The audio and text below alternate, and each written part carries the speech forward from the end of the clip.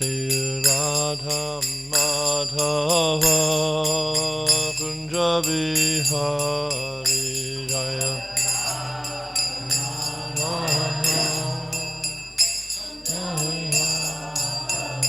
Jaya Radha Madhava Kunja Bihari Jaya Radha Kunja Bihari Gopi Chandra Vallabha Girivardhari Gopi Chandra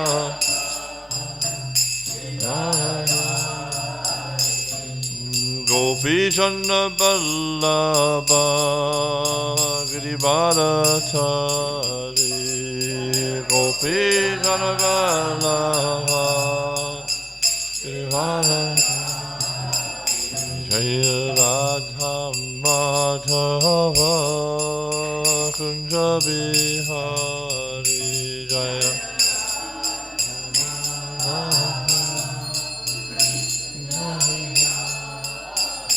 Jaya Radha Madhava Kunja Bihari Jaya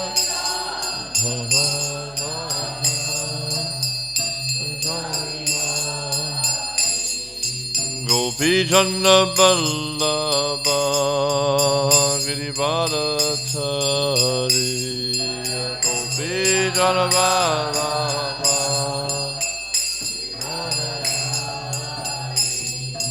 Gopi Chandra Vallabha Girivardhari Gopi Chandra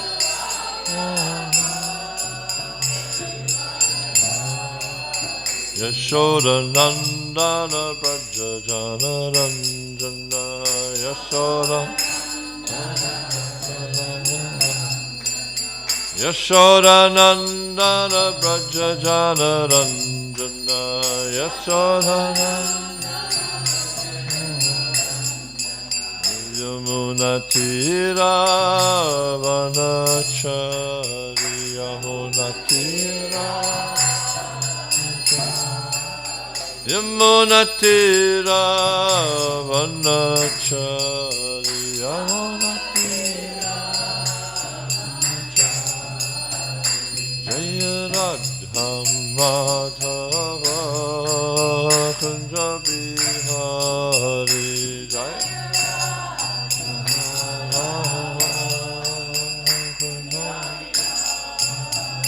Jaya Radha Madhava Kunja Bihari Jaya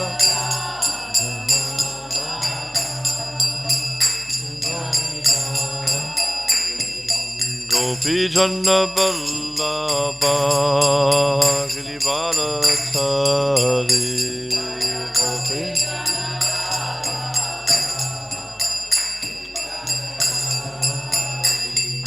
Gopi Chandra Vallabha Girivardhari Gopi Chandra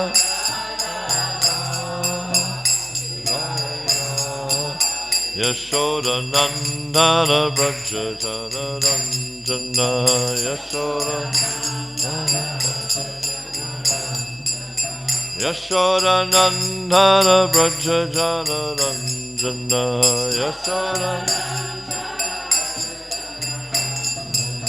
Yamuna Tira Vanachari Yamuna Yamuna Tira Vanachari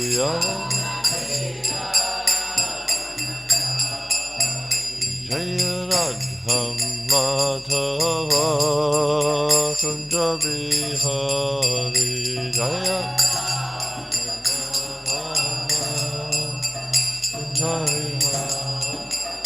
Jaya Radha Madhava Kunja Bihari Jaya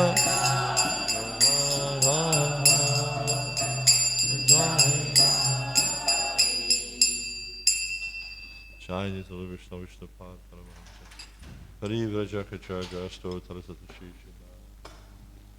His Divine Grace of High Charana Ravinda Bhaktarata Samshara Prabhupada Ki ISKCON BBD Pandacharya Save the Whole World Shri Prabhupada Ki Jayanitara Vishnu Vishnupad Paramahansa Parivrajakacharya Asto Tarasatashi Shrimad His Divine Grace of Bhakti Siddhanta Saraswati Thakur Maharaj Ki Ananta Koti Vaishnavindaki Namacharya Shri Haridas Thakur Ki Ramzakahal Shri Krishna Chaitanya Prabhu Nityananda Shri Advaita Gadadhara Shri Sadikar Bhaktivinoda Shri Shri Radha Krishna Gopalana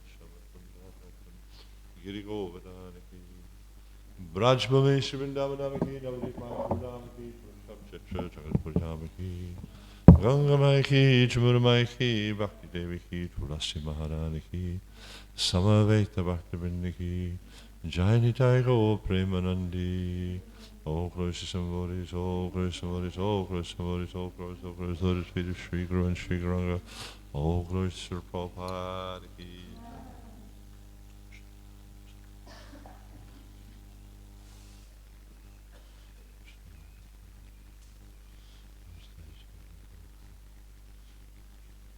Jaya Jaya Sri Chaitanya Jaya Nityananda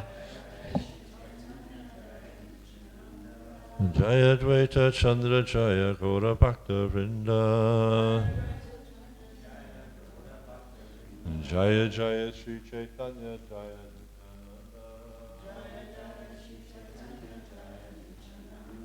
Jaya Dvaita Chandra Jaya Gaura Bhakta Vrinda Jaya Jaya Sri Chaitanya Jaya Nityananda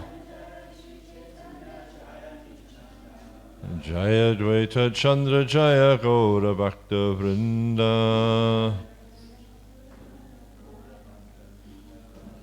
There's a B missing from that first word. The word's actually Adbhuta. Yeah? Adbhuta is not a word. Yeah? It's Adbhuta. Adbhuta Chaitanya Lilaya Yahara Vishvasa Adbhuta Chaitanya Lilaya Yahara Vishvasa Sejana Yaya Chaitanyera Padapasha Sejana Yaya Chaitanya Yera Padapasha Adbhuta Chaitanya Lilaya Yahara Vishvasa Sejana Yaya Chaitanyera Padapasha Adbhuta Chaitanya Lilaya Yahara Vishvasa Sejana Yaya Chaitanyera Padapasha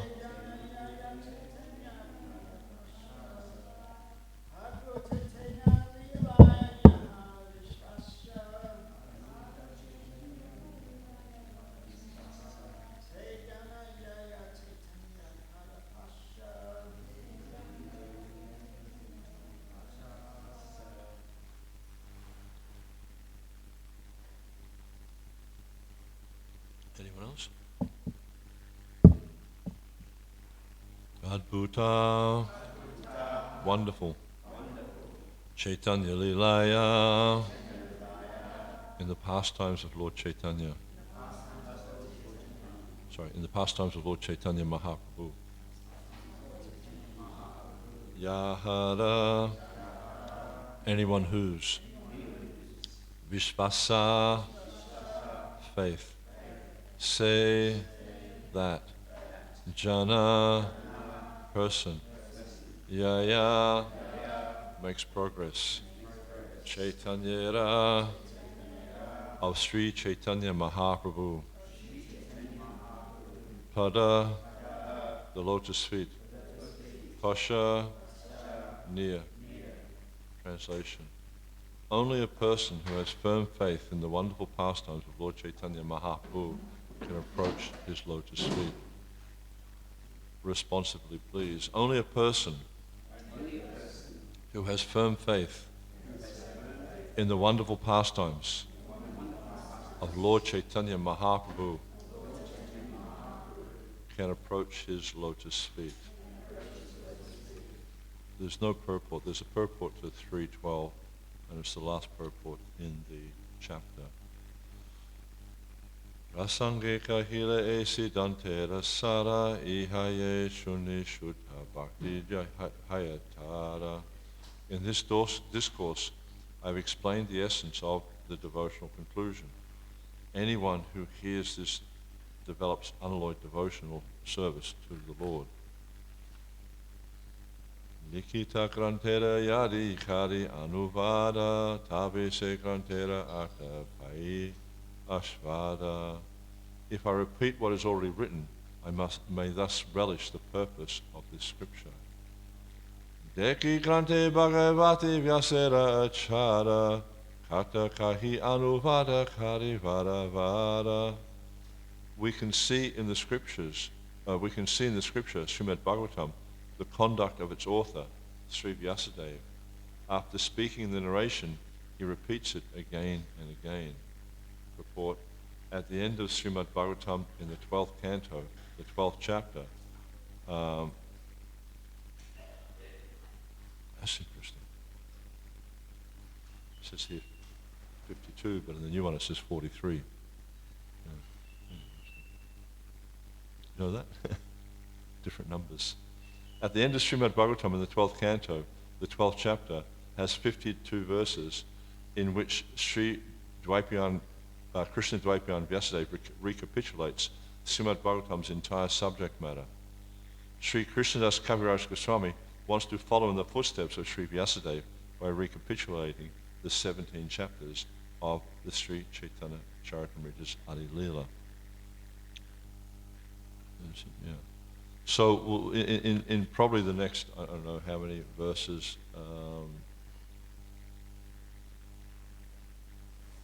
got it written down here somewhere. From verses 3:13 through to 3:27, Krishnadas Kaviraj Goswami will recount all the topics he's explained. And he's actually giving the reason here why he's doing that. There are other reasons, which he explains later, but also we see here. He's saying, if I repeat what's already written, I may relish the purpose of the scripture. But not only will he relish, but we'll also relish the purpose of the scripture. And then he says, the first verse that we read was, only a person who has firm faith in the wonderful pastimes of Lord Chaitanya Mahaprabhu can approach his lotus feet. So, obviously his goal here is that we can all take shelter of Lord Chaitanya. That's why he's recounting the scripture or presenting the Chaitanya Charitamrita, so that we can understand the nature of Sri Chaitanya Mahaprabhu and his associates. And by understanding or appreciating who Lord Chaitanya is and his merciful nature, we'll develop faith in Lord Chaitanya as the Supreme Personality of Godhead and how he's descended in this material world to benedict the living entities in this material world, ultimately with love of Godhead. As we know, what's that verse? Namo Mahabharanyaya Krishna Prem Vradayate Krishnaya Krishna Chaitanya Namne Gauratvishaya Namaha. This is Rupa Sanatana Goswami is describing how he says Namo Mahabharanyaya. Mahabharanyaya means the most merciful incarnation. And this is the nature of Lord Chaitanya. He's the most merciful incarnation. Why? Because he's come to give that which no other incarnation of God has ever given before. This Krishna Prema Pradayate. Pradaya means to give. You know. So he's come to give this love of Godhead, and he gives it freely. There's no asking price. You don't have to, be a qualified person. You don't have to be a great yogi. You don't have to be a great anything, orator, or a great logician or studier of philosophy. We just have to accept Lord Chaitanya as the Supreme Person of Godhead and take shelter of him. And we see this is the evidence is here in the Caitanya Charitamrita. And we look at these wonderful stories of various personalities. You look at someone like Sarvabhauma Bhattacharya. He was a complete impersonalist. He had no acceptance of God at all. But because he had a little bit of faith in Lord Chaitanya as a person, And Lord Chaitanya was able to convince him through discussion of Vedanta, the nature of Krishna. Sarvabhauma Bhattacharya accepted that Lord Chaitanya was the Supreme Person of God, and Lord Chaitanya bestowed his mercy upon him. He actually realized his nature as the Supreme Person of Godhead. Same with Jagai and Madhai. Jagai and Madhai were like, embodiments of everything bad about Kali Yuga. All the qualities you see, all the bad qualities you see in Kali Yuga and different personalities, criminal activities, disrespect. I mean, you imagine any bad quality in this society, they were the embodiment of that. And they relished performing all these various sinful activities. They relished harassing the brahmanas and beating the brahmanas up. They would rape women. They would torture people. They would do just anything you can imagine. They'd do it with great enthusiasm. And it was like, for them, this was like their religious activities. To be able to go out every day and to harass someone or torture someone or steal from someone or beat someone up or whatever. I won't tell the whole pastime because it's quite an involved pastime. It's a very, very wonderful pastime. But Lord Chaitanya saw them, through the mercy of Nityananda, he saw them as the most suitable recipients, the most suitable candidates to receive his mercy. And so he ultimately bestowed his mercy upon them because they were willing to surrender and take shelter of his lotus feet. And so we see there's many pastimes. With the Chandkazi, the same thing was there. Where there was another story where there was Muslim soldiers were also received Lord Chaitanya's mercy. There's so many wonderful pastimes where when he came back to when he went through to Vrindavan, he went through Varanasi. When he came back, he stayed with I can't remember whose house he stayed at, but he was spending time with Tapan Misra and Chandrasekhar Acharya, and they were very disturbed about the way that different Mayavadi sannyasis were criticizing Lord Chaitanya and criticizing the process of devotional service. So Lord Chaitanya, again, he bestowed his mercy upon these persons and helped them to understand the philosophy of Krishna consciousness and how the philosophy of Krishna consciousness is the supreme understanding of the Supreme Personality of Godhead.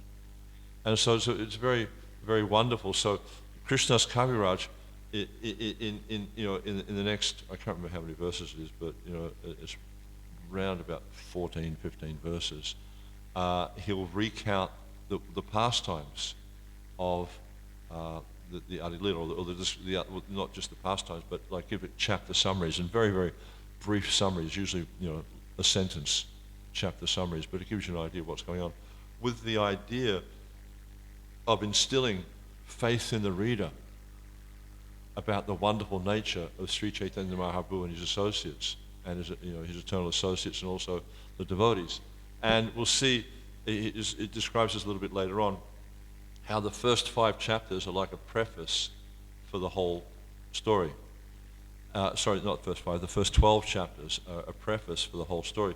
And you'll see, for instance, he starts off by Vande Ishaguru, I can't remember the mantra, I've forgotten it. But he offers his obeisance to the spiritual master. This is in the first chapter. And then he'll go on to explain the truth about Lord Chaitanya, who he actually is. And he does this first by establishing Krishna, explaining how Krishna is the Supreme Personality of Godhead, and explains in so many different ways, quoting from different scriptures. And then he shows how Lord Chaitanya is none other than Krishna. And then he'll talk about how Lord Chaitanya descended to freely distribute love of Godhead. Then he talks about the main reasons for Lord Chaitanya's descent. He gives 6 reasons, 3 confidential reasons and 3 external reasons for his descent. And then he talks about Nityananda Prabhu in chapter 5. This is discussing Nityananda Prabhu and how he himself is actually Balaram manifest. In the chapter previous, he explains how Lord Chaitanya is none other than Krishna. And in chapter 5, he explains how Lord Nityananda is no one but Balaram. So he's trying to give faith to the reader, build this faith in the reader that this is actually the Supreme Person of God and his associates. Then he describes about Advaita Acharya, and points out how Advaita Acharya is no one but Mahavishnu. This is discussed, I think, in the 6th chapter.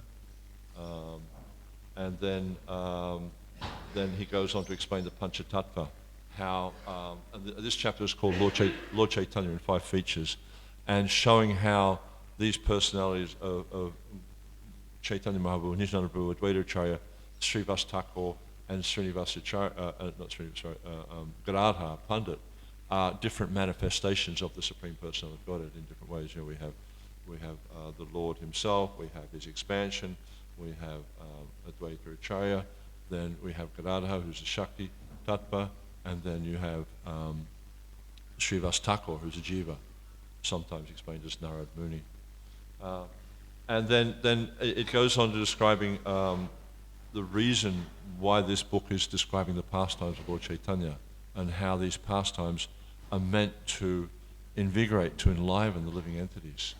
Because when you actually start to read, especially you see in the last 5 chapters of the Adi Leela, there's some pastimes described, but particularly in the Madhya Leela and the Antya Leela, which are the following 2 sections, many wonderful pastimes and extraordinary pastimes. Just the way you know Lord Chaitanya interacts with devotees, the way he interacts with different personalities, extraordinary. And these you know, and even here we see in chapter 14, I think it talks about the childhood pastimes as a baby. Lord Chaitanya, some of the things he does, they're quite extraordinary. And even though he's not presenting himself as being the Supreme Person of Godhead, by these interactions, these various interactions that people have with him, they come to this understanding of the process of devotional service. They come to an understanding of who the Supreme Person of Godhead is and why they should surrender. And this is the nature of Lord Chaitanya's pastimes, is he's descended to this material world specifically to give people the opportunity to develop love of Godhead, because he's understanding. And this was Advaita Acharya's entreaties. He was praying to Lord Chaitanya, please, you know, to Lord Krishna, you know, that this is a most fallen age, and no one but you can actually rectify the situation in this age. So Lord Chaitanya, in answer to the prayers of Advaita Acharya, and also because the time had come for his descent, he came down with this specific purpose, is Krishna Prema Pradayate, to give love of Godhead to all the fallen conditioned souls in this age. And so we see, so this is explaining, you know, the reason for his pastime, why I describe the pastimes. And then we see there's 2 chapters there, 9 and 10, where it's describing, maybe it's 11 as well. Actually, true to the end of the, you know, so 9, 10, 11, 12. First off, it describes the branches of the tree of Lord Chaitanya. It talks about Nityananda, Advaita, Gadadhar, Srivas, and then all the you know, and then from that, it talks about all the sub-branches. Essentially, it's just describing all those personalities, all those great personalities who have been prominent in the propagation of Krishna consciousness, who actually are great souls. And the idea here is to give us faith in these personalities, also to describe their wonderful attributes, their various qualities and things like that. And so the first 12 chapters is all just about essentially establishing the truth about Chaitanya Mahaprabhu, and then establishing the truth about his various associates, such as Nityananda, Advaita, Gadadhar, and Srivas, so that we can understand who it is. Because it's just like, if you look at Krishna's pastimes, for instance, Krishna appears in the prison house in Mathura. Then he's taken by Vasudeva to Vrindavan, or it wasn't actually Vrindavan, it was Gokul at that time. And so he's taken by him, and Krishna then grows up, you know, in his childhood years in a cowherd village. And I don't know anyone who's been to visit these various cowherd villages in India.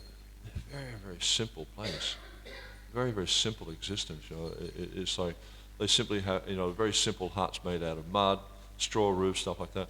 And you usually have a compound with a few little small huts, you know, built into the walls of the compound, so to speak. And you'll see that they have cows there. They'll keep the grains there. They have the wheat they're using, or whatever the chaff they're using for feeding the cows. It's all just like a rural compound, and this is the environment that Krishna was living in. So when an ordinary person who doesn't have faith in the pastimes of the Lord, or doesn't accept how the Lord can appear in any way and perform pastimes in any different way he chooses, just for his own pleasure, they just look at this and they think, this is not God. This is just an ordinary cowherd boy. And even we see personalities like Lord Brahma, when he was witnessing the pastimes of Krishna, he was thinking, this cannot be my master. And Lord Brahma is like the greatest personality in the universe, practically. He's the secondary creator of the entire universe. And just through hearing a simple mantra, he understood the whole structure of the universe. So we can understand he's a very intelligent person. Yet when he saw Krishna performing the various pastimes with the cowherd boys, in particular, one thing was particularly bewildering for him, was when he saw, he could understand the cowherd boys, okay, they would steal food from Krishna and take Krishna's remnants because he's God. But when he saw Krishna doing the same to them, he got a bit bewildered about that. Well, how is it that God's going to eat the remnants of an ordinary cowherd boy? This can't be God. So he decided to test him, to see if it was actually God. And this is the whole pastime of the Brahma Vimohan Leela, where Brahma decided to steal all the calves and the cowherd boys and hide them in a cave. And then Krishna just expanded himself as all those calves and cowherd boys for a whole year. And Brahma, when he came back and he saw that all these calves and cowherd boys there, they're still there, he couldn't understand. And then Krishna showed him how he had bewildered him. So we see in this situation how Brahma and so many other personalities have become completely bewildered about the pastimes that the Lord likes to perform, the pastimes. He relishes these pastimes. He relishes the exchange, because in these exchanges there's no concept of Krishna being God. There's no concept amongst the residents of Vrindavan how this is the Supreme Person of God and I have to bow down and serve him. No, they just have these relationships with God because they love him, because they just find him to be the most attractive personality, and no one in creation is more attractive than Krishna. And even there's a pastime that's described earlier on here by Krishnadas Kaviraj, how at one point when Krishna was engaged in the rasa dance with the gopis, how he disappeared from the rasa dance. The gopis, they went searching for him, and they came upon four-armed Narayan.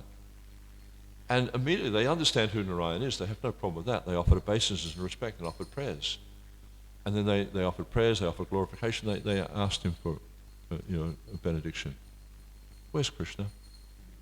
That's all they wanted to know was, where's Krishna? They weren't really they were respectful, etc. Not interested. That's just not their mood, because they're simple villagers, they're simple cowherd people. And Krishna likes this exchange more than this whole idea of Aishvarya, because people are bowing down, and he has to put on the whole front of being God, and all the awe and reverence, and etc. Whereas when he's in the exchange of this simple, loving exchange with the villagers, then he doesn't have to worry about the whole Aishvarya Prasad. He can just relax and be himself with his friends. There's an interesting story Prabhupada tells about one time someone had gone to see the Prime Minister of England, forgotten his name. This is going back a few years. And they went and saw the secretary, Lord Gladstone, I think it was. And so they went and saw the secretary, and the secretary said, the Prime Minister, he's busy right now. He has a very important appointment. You'll have to wait. So this man, he's waiting, still nothing. And he asks again, what's happening? And he said, he's still, he's got a very important appointment, so he's waiting. And so it seems like the secretary popped out for a while, maybe to go to the bathroom or something like that. So this person who was waiting to see the Prime Minister, opened the door to a crack and peered in, and he saw that the Prime Minister was playing with his grandson. And the Prime Minister, who's the Prime Minister of what that time was the most powerful country in the world, is down on his hands and knees playing as a horse and his grandfather is riding on his back. And we can see that, like the affairs of the state were not as interesting to him as playing with his grandson. He could just be himself, he could just have fun with his grandson without the whole facade of being the prime minister for the grandson. He's just grandpa. He's not the prime minister of the country. And so it's the same, this is just a natural tendency with a living entity, is to relish these deep interpersonal exchanges. And we all like that. We like to have these interpersonal exchanges. And we may have some position in society or whatever it is we have, and that's somewhat formal. And generally when we're in that position, we are not able to express ourselves naturally or express our feelings because there's a formality to that situation. So it's the same for Krishna. But actually this tendency is not, well, because we're like that, Krishna's like, no. Because Krishna's like that, we are like that. Whatever we have, whatever qualities we have, ultimately come from Krishna. So we see how Krishna, he relishes these deep interpersonal exchanges with his devotees, but not exchanges which are imbued by formality. And if you look at the exchanges for instance, with Arjuna on the battlefield, or you look at the exchanges with the residents of Dwarka, Mathura, these are much more formal. Whereas if you look at the exchanges that Krishna has with his devotees in Vrindavan, they're very deep interpersonal exchanges, and the whole kind of motivation, the whole kind of what's driving these exchanges is love. It's not formality. It's not about rules and regulations. It's not about, well, he's God, I have to serve him kind of stuff. No, love is what motivates it. And this is what Krishnadas Kaviraj is trying to bring us to here, is to understand how Sri Chaitanya Mahaprabhu is none other than Krishna. And if we develop this faith, then we'll actually be able to achieve the shelter of his lotus feet. And in that way, we'll achieve peace and satisfaction in this life. And then in the last 5 chapters, 13, 14, 15, 16, 17, he discusses different, I didn't really understand because he mentions mellows or rasa. The word in the verse is rasa. And rasa, I mean, there's 12 rasas, there's 5 primary rasas, there's 7 secondary rasas. And I couldn't really understand what he was talking about by these different mellows, because we see that the last 5 chapters discuss his birth, his childhood pastimes, what else does he go here? His boyhood, his pastimes, Kaishora Leela prior to youth, usually like about 7 to 13, 14, something like that, and then his youth pastimes. And I mean, maybe there's a little bit of the Vatsalya Ras and Sakha Ras in those, but I couldn't understand really what he meant by that. But the idea is like the whole preface of the book is to try to instill faith in the reader. Who it is this book is discussing, who it really is, not just someone who lives in a village. Because again, Krishna's pastimes in Vrindavan, simple village pastimes. If you go into some of the, like Mayapur now is not like it was back then. Mayapur now is turning into like a very westernized sort of, not westernized so much, but a Calcutta-style city. And you'll see there's slums, there's this, it's all kind of, just going up and up and up sort of stuff. There's some buildings that are 10 stories high now, even though by law they're only supposed to be 5. So it's a very different, but if you go into some of the villages in West Bengal, it's the same kind of thing. Like, when you're driving around to different parts, especially when you go more into central West Bengal, you drive through some of the areas, you can see these villages off in the distance, banana trees, coconut palms, and there'll just be simple grass huts, mud, huts with grass roofs, and they often have a compound and things like that. And it's a very, very beautiful setting. And again, for an ordinary living entity to think, well, but how is this God who's grown up in such an environment? Because our concept, especially for those of us who grew up with a Christian influence, the Christian faith tends to present very much an Aishvarya concept of God, which is not wrong. That is also there. There are different manifestations, but the point of the Vedic scriptures, especially the scriptures that the Gaudiya Vaishnavas study, is to show us how, yes, the Aishvarya concept is there, the Aishvarya meaning the majesty, the opulence, all that, that's there, but beyond that is this simple acceptance of how God can engage in pastimes with his devotees in so many different ways just to bring out the loving sentiment of the devotees. And you'll see he does this in different rasas or relationships. As a baby, he performs really wonderfully. And actually, his childhood pastimes, especially his baby pastimes, this Bal Gopal, these are the most attractive pastimes. And he's just behaving like an ordinary baby. He urinates on the floor. He does all sorts of and for people to think God urinating on the floor, I mean, how's that? They just don't understand it because their concept of God is Aishvarya. But these literatures, the Bhagavatam and the Caitanya Charitamrita, etc., they're showing how Krishna really likes this exchange with his devotees, which is devoid of the sense of majesty. And there's different reasons for that also.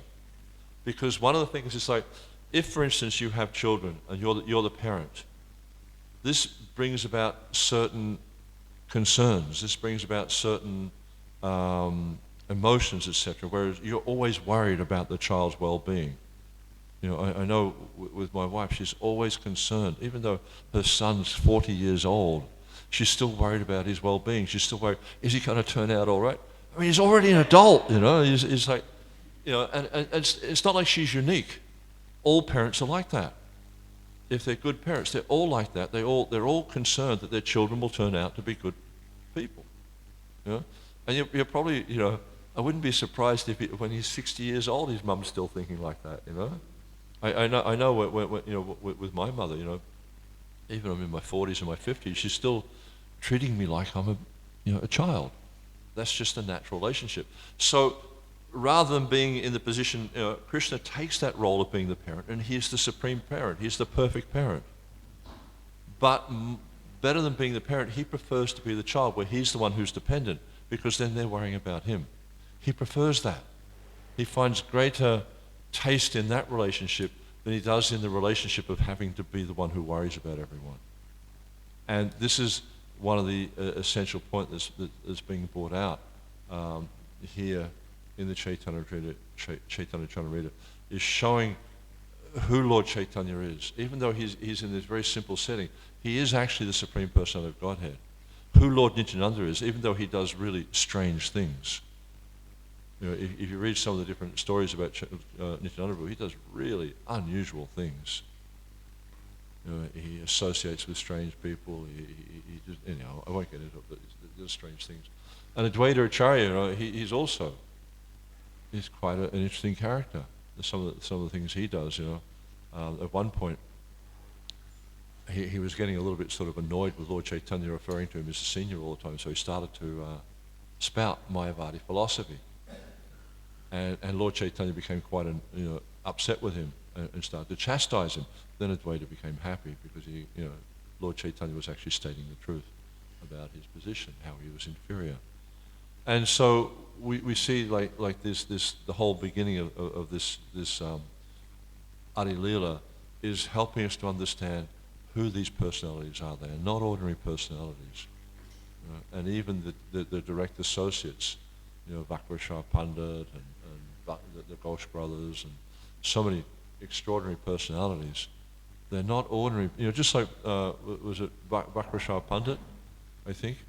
There was kirtan going on in the house of Srivas Thakur, and Vakrashar Pandit, he danced for 72 hours, non-stop. I mean, I don't know anyone who can do that. It's like, you dance for an hour or two and you're quite nice, but then afterwards you feel completely exhausted. And you see like all these different personalities, the way they serve Lord Chaitanya, the way they surrender to the process of devotional service, the way they spread Krishna consciousness. You look at devotees like Ramananda Roy. This is also, he's described here as being one of the sub-branches of the tree of Chaitanya Mahaprabhu. his purity, his devotion. There's one time that someone went to Lord Caitanya, and this is when Lord Caitanya was in Puri, and they were asking Lord Caitanya to describe to them the truth about Krishna Prem. And Lord Chaitanya said, no, I'm not qualified. This is beyond my pay grade sort of thing, even though he's God. Because he wanted to glorify his devotee, Ramananda Roy. So he sent this devotee to Ramananda Roy. And for several days he was approaching Ramananda Roy, Ramananda Roy's secretary, saying, no, he's too busy, he's engaged in service. And he happened to see that Ramananda Roy was engaged in tutoring the Devdasis, who were attractive young women who are kind of like servants of Jagannath. And their whole life, they're actually considered to be married to Jagannath. Their whole life they just serve Jagannath, and they also dance for Jagannath. And when he saw this, he went back and he complained to Chaitanya Mahaprabhu, he's just an ordinary materialistic person. Why you want me to learn Krishna about Krishna Prem from him? And then he kept going back there, and one day he actually saw how Ramananda Roy was bathing the Devdasis, the girls, these young attractive girls, they're naked, and he's bathing them. And he's not disturbed by it. He's not trying to enjoy their bodies or anything like that. He's just simply doing service, trying to educate them how to be good servants of Jagannath. And then he went back and he continued the discussion with Chaitanya Mahaprabhu, and then this came out, how even though Ramananda Roy was doing this activity with these beautiful young women, he wasn't disturbed. And Mahaprabhu said, I couldn't do that, I'd become disturbed. And so then he went back, he went back again to talk to Ramananda Roy, and then Ramananda Roy revealed to him the truths about Krishna Prem. So we can see, and this is why in the next weekend you'll hear the recounting of the topics of this 17 chapters. It's the whole purpose is to revisit the pastimes so we can relish the pastimes, but also to deepen our faith. How Sri Chaitanya Mahaprabhu and his eternal Sangha Pangasha Parshada, how all these different personalities are actually not ordinary materialistic people, but they're great transcendentalists or expansions of the Lord.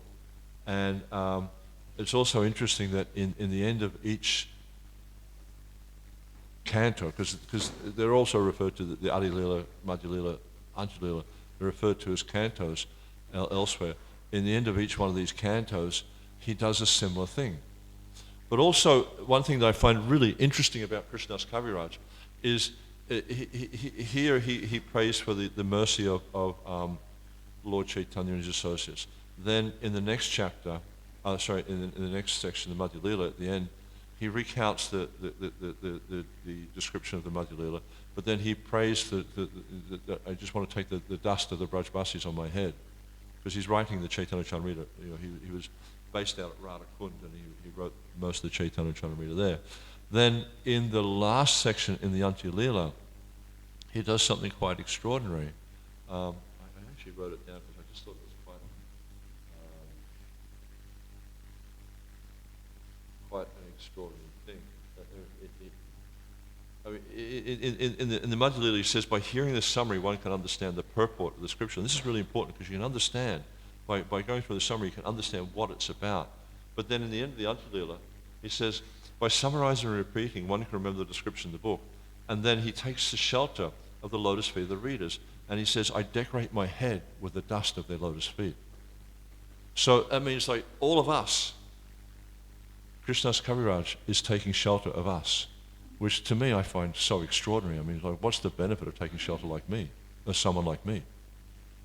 But it's out of his humility, he's wanting to get the dust of the lotus feet of anyone who reads this book, because he understands that to read a book like this means we are not ordinary personalities. Not anyone can read such a book and understand such a book. So the fact that we're gathered here to be able to hear about the pastimes of Sri Chaitanya Mahaprabhu and the philosophy or the Siddhanta that's being presented by Krishnadas Kaviraj in this book means that we perform some type of activity that's helped us to purify our existence, to gain some degree of not just piety, but some degree of spirituality that enables us to enter into the understanding of a very, very deep philosophy. So therefore we see how Krishnadas Kaviraj, he takes shelter of the dust of the lotus feet of all the readers of the Caitanya Caritamrita. Thank you very much. Any questions at all? Comments? Yeah, Monique. Sorry, just a little bit loud. Yeah, I can do that. Adbhuta Chaitanya Lilaya Yahara Vishvasa Sejana Yaya Chaitanya Pada Pasha. Only a person who has firm faith in the wonderful pastimes of Lord Chaitanya Mahaprabhu can approach his lotus feet. So, by faith, faith is such an important thing. And faith, as we see described by Rupa Goswami, faith is the beginning of our path in bhakti.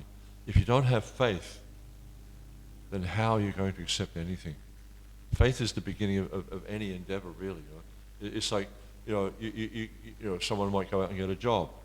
So you get the job, you have faith at the end of the week you're going to achieve the fruit of that job, which means to get paid. Otherwise you wouldn't do it. If you didn't, if you applied for a job and you had no faith that they were going to pay you, would you do the job? Probably not. So faith is the beginning of any activity. So we see here also, Krishnadas Kaviraj is saying, by having faith in Lord Chaitanya as the Supreme Personality of Godhead, will achieve shelter at his lotus feet. Because this is the goal, is to achieve shelter at the lotus feet of the Supreme Personality of Godhead. Anything else? Okay, thank you very much. Srila Prabhupada ki, Samaveta Bhaktivinoda ki, Jai Nitai Gaur Premanandi.